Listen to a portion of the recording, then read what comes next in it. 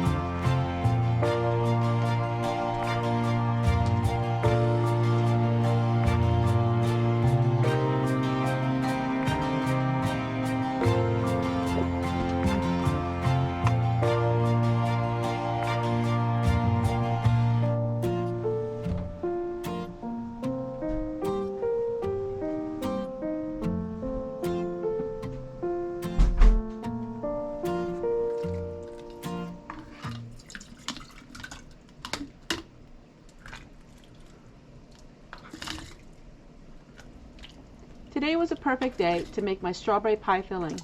It is my favorite recipe. I use the same recipe for blueberries and strawberries and apples, blackberries, anything that you want to make a pie with. It's very simple. But instead of going through it all over again and having another video of it, I will share with you at the end of this video, that video, in case you're interested in making it yourself. I've been really more self-aware of not wasting any food. And so if you get a pack of strawberries and 1 or 2 of them may be spoiled, the whole batch isn't spoiled.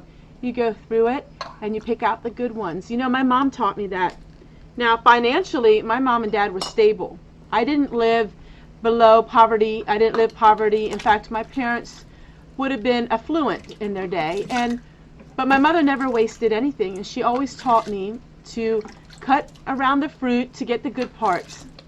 You know, that was something in our Mennonite tradition home that, you know, we were taught. We were taught to not waste anything, but to use everything to the best of our ability.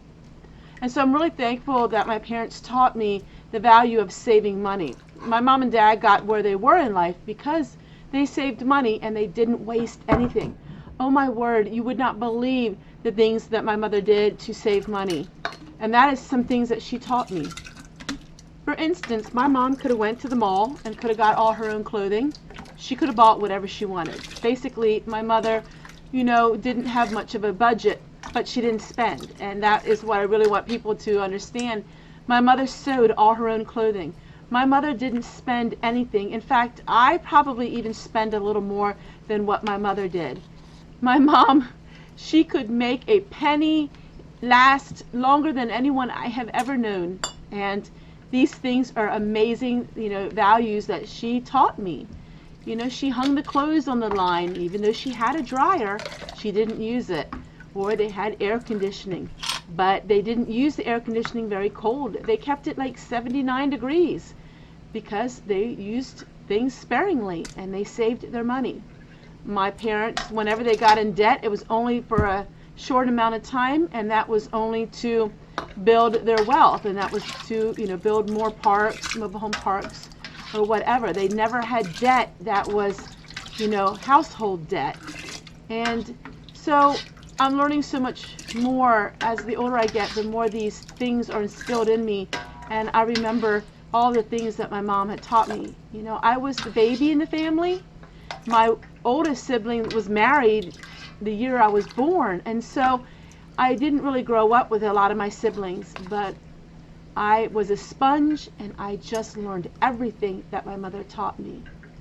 So this strawberry pie filling is really thin because I was out of the clear gel. You need to have clear gel for it, and I ran out of it. So I'm just canning these strawberries in syrup, and then I'll go ahead and add the clear gel when I open up the jar later on this summer.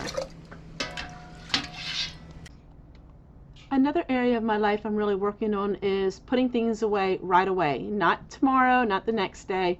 When I'm done using something, I put it away right away. And that's keeping everything so much more organized, and it's keeping everything at its place, and it's just making my life so much easier. So yes, my canning garage still looks very clean and tidy.